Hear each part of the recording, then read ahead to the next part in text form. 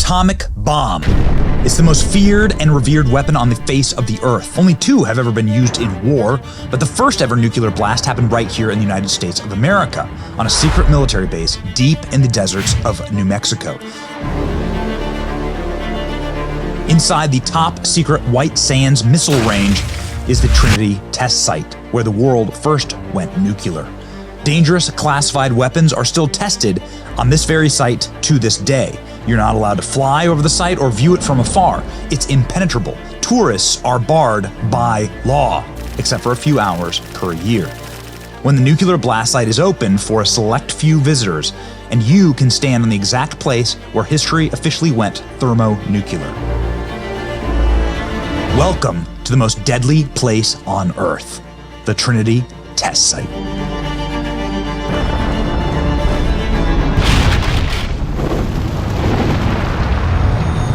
Nuclear weapons are having a moment.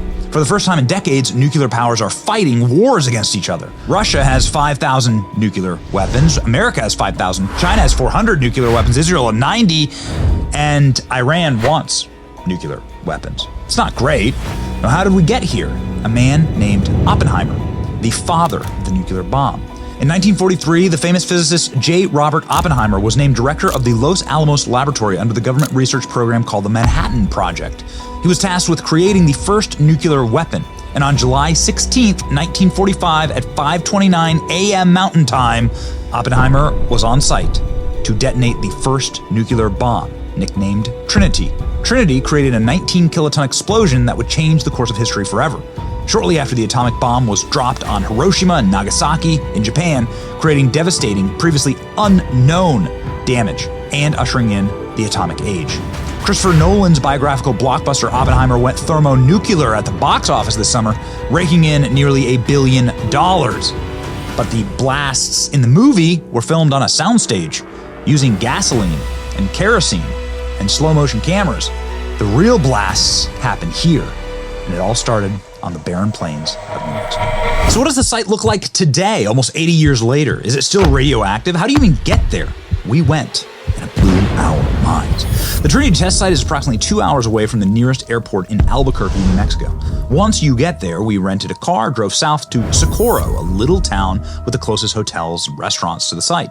The next day, we got up at 4 a.m. to beat the crowds of thousands that show up every single year. The line starts at the Stallion Gate, which is not easy to find, especially when it's pitch black outside. GPS will not help you get there. Remember, this is a top secret missile test facility, so it's by nature hard to find. And by the time the Stallion Gate opened at 8 a.m., the line was as far as the eye could see. After waiting for 3 hours, the military let us in. The property was crawling with Army, military police, National Guard, and paramedics. This area operates as a top secret missile range, so these military members did not want to be filmed. Is that on? That GoPro? Yeah. Yeah, I need you turned off. Oh, okay. The first artifact you could see on the way to Ground Zero is the steel casing made for the bomb drop, named Jumbo. When the atomic bomb is detonated, there are two explosions. The first explosion is a TNT explosion, which destabilizes the already unstable element at the core of the bomb, uranium or plutonium. Destabilize these elements enough, and you will split an atom, and you will unleash a nuclear explosion. The scientists were confident in the first one, but not confident in the nuclear explosion since, well, there had never been a nuclear explosion before. So they built this huge steel containment vessel to hold the bomb and catch the leftover plutonium in case it didn't detonate properly, because plutonium is very rare and very dangerous. This is what Jumbo looked like when it first came to the site. 10 feet in diameter and at 214 tons, massive. The scientists didn't end up using it though, so they just blew it up anyway. You enter the Trinity site through another guarded militarized gates with signs that read, "Keep out, radioactive." So how radioactive is the site? On the way in, there were experts with Geiger counters to show us. Even though there are small traces of radiation still here today, they showed us that most household items actually contain more radiation. And by definition, we're all radioactive because we can't live without potassium. And you can't just ingest non-radioactive potassium. After starting our journey at 4 a.m., we finally made it to Ground Zero. The Los Alamos scientists developed two designs for the bomb, one with a uranium core and one with a plutonium core. This is where they tested the plutonium design.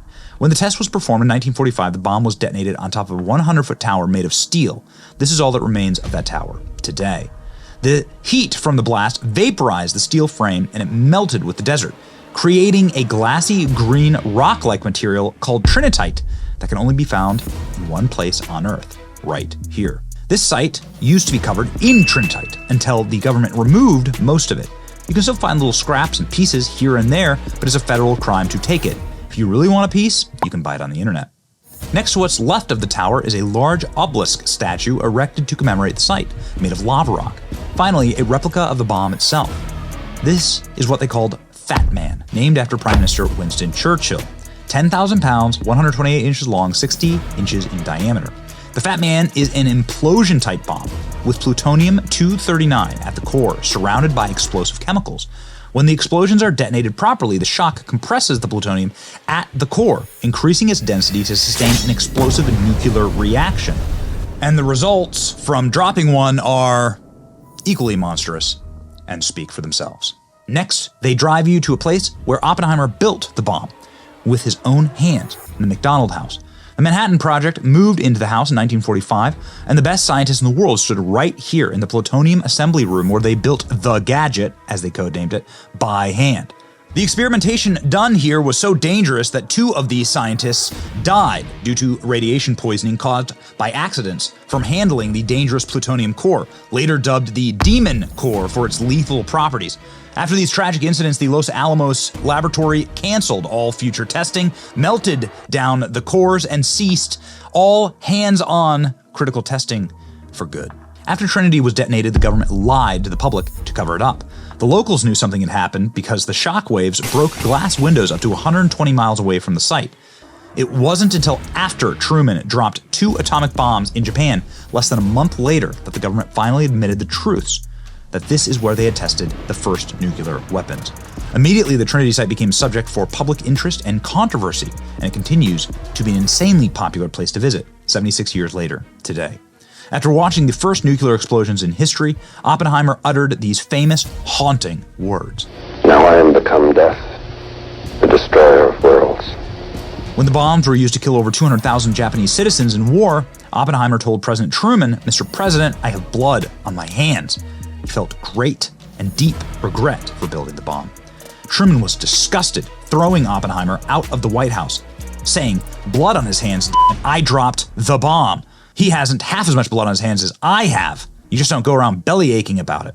Crybaby scientist is what Truman called Oppenheimer, saying, "I don't want to see that son of a in this office again." If Oppenheimer were alive today, he'd be glad to hear that since 1945, the nuclear bomb has never again been used in war. Nuclear weapons officially ended World War II and prevented an American full-scale land invasion of Imperial Japan, no doubt saving millions of lives. The prospect of mutually assured destruction kept America and Russia from plunging into open hot war during the Cold War, saving millions of lives. There's no way of quantifying exactly how many lives have been saved by nuclear deterrence and how many lives have been made better by the greater study of nuclear sciences. It's worth asking, has the atomic bomb served as the greatest weapon of peace ever created? A creation that inspires, fascinates, and haunts us to this very day. The splitting of the atom at the center of the universe all happened right here in the middle of nowhere.